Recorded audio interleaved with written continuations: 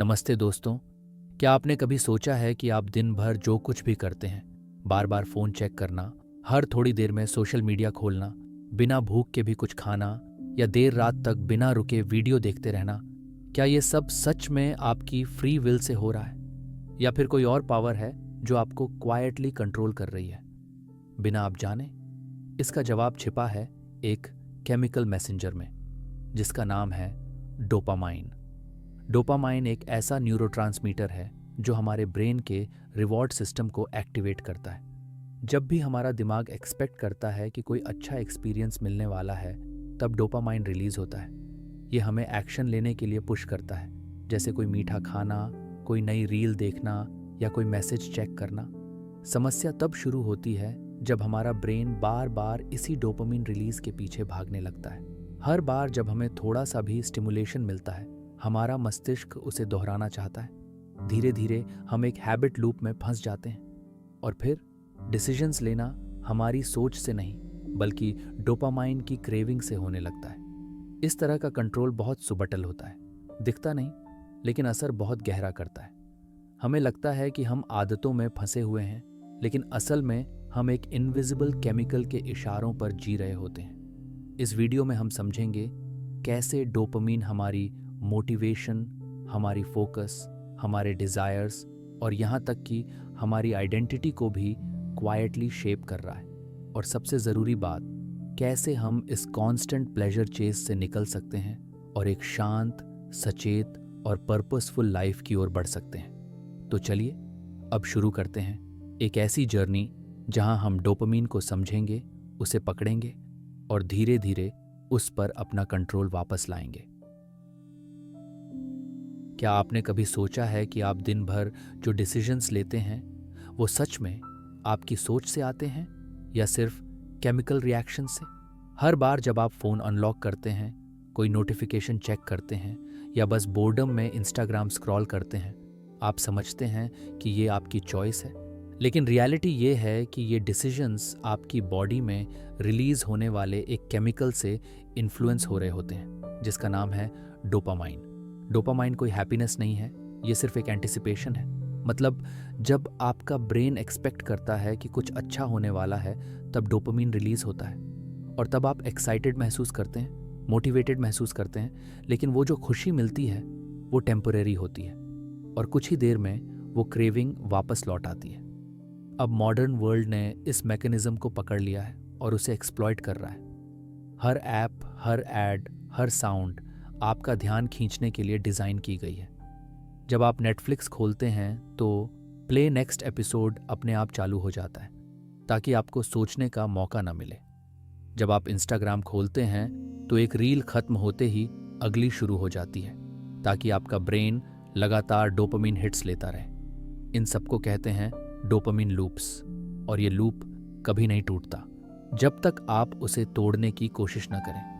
एक समय था जब डोपामाइन रिलीज होता था जब हमें खाने के लिए शिकार मिलता था या कोई सामाजिक जीत मिलती थी, यानी रियल वर्ल्ड रिवॉर्ड।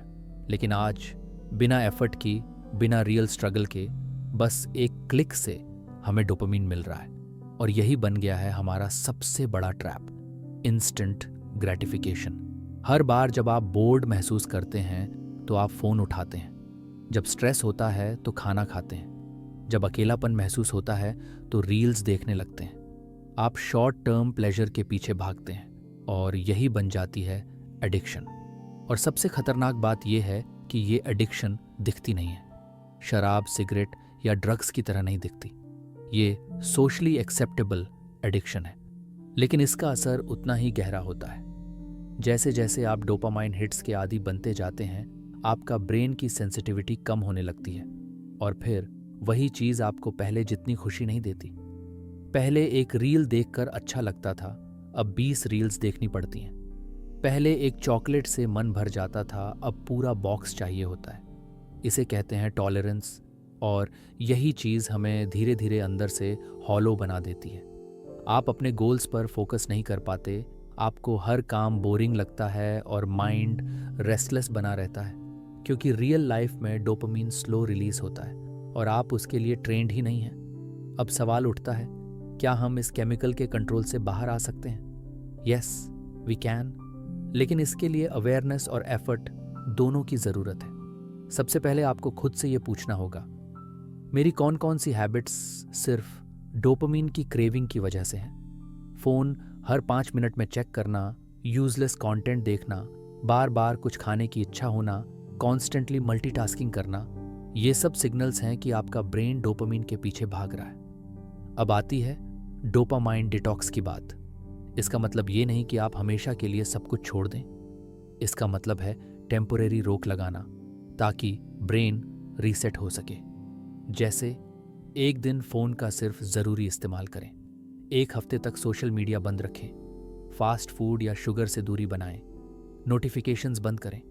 शुरुआत में ये अनकंफर्टेबल लगेगा क्योंकि आपका ब्रेन रेजिस्टेंस देगा, लेकिन कुछ ही दिनों में आप देखेंगे कि आपके अंदर पेशेंस बढ़ रहा है, आपकी अवेयरनेस शार्प हो रही है और आपका माइंड शांत हो रहा है। इसके बाद आता है डिलेड ग्रेटिफिकेशन, यानी जो चीज़ आपको तुरंत करनी है उसमें थोड़ी देर की दूरी बनाना। फ़ोन उठाने का मन हो तो 10 मिनट रुकिए, खाने का मन हो तो पहले 1 ग्लास पानी पीजिए, नेटफ्लिक्स चालू करने से पहले थोड़ा चलिए, सोचिए। ये छोटे छोटे ब्रेक्स आपके ब्रेन को ट्रेनिंग देते हैं और आप डोपामाइन के गुलाम नहीं रहते। अब सबसे ज़रूरी हिस्सा आता है real Joy. Real happiness dopamine से नहीं आती, वो आती है मीनिंग से, एफोर्ट से और प्रेजेंस से। जब आप किसी काम में ध्यान लगाकर लगे रहते हैं, जैसे कोई आर्ट बनाना, कोई किताब पढ़ना, मेडिटेशन करना, किसी से दिल से बात करना, तब डोपामाइन रिलीज धीरे धीरे होता है, पर उसका असर गहरा और लंबे समय तक रहता है। ये होती है सस्टेनेबल सेटिस्फैक्शन, जो आपको बार बार डिस्ट्रैक्शन की ज़रूरत से मुक्त कर देती है। और सबसे आखिर में आती है माइंडफुलनेस, यानी हर पल ये समझना कि आप क्या कर रहे हैं और क्यों कर रहे हैं। जब आप अपने थॉट्स और इम्पल्सेस को ऑब्जर्व करना शुरू करते हैं तो आप उन पर कंट्रोल करना सीखते हैं, और वहीं से शुरू होती है आपकी आज़ादी।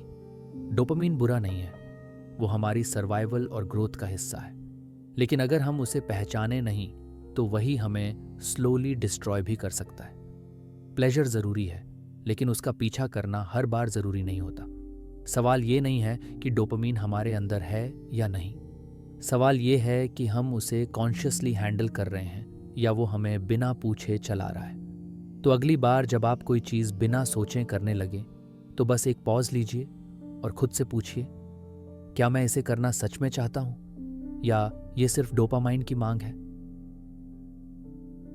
तो अब जब आप ये पूरा अनुभव कर चुके हैं तो एक बार खुद से ईमानदारी से पूछिए, क्या मेरे हर डिसीजन के पीछे मेरा खुद का सोचने वाला माइंड होता है या सिर्फ एक केमिकल रिएक्शन चल रही होती है? हम जो सोचते हैं कि हमें अच्छा लगता है वो ज़रूरी नहीं कि हमारे लिए अच्छा ही हो।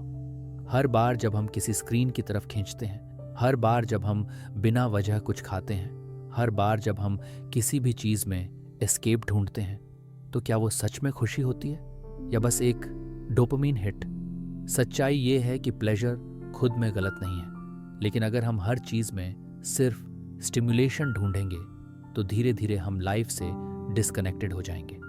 रियल पावर डोपामाइन चेस में नहीं है, बल्कि उसे समझने और कंट्रोल करने में है। जो इंसान अपने इम्पल्सेस को पहचानता है वो उन्हें बदल सकता है। जो उन्हें बदल सकता है वही खुद को रीडिफाइन कर सकता है। इसलिए अगली बार जब आप कोई डिसीजन लें तो एक पॉज लीजिए और खुद से पूछिए, क्या मैं डोपामाइन का स्लेव हूँ या अब मैं उसका मास्टर बनने जा रहा हूँ?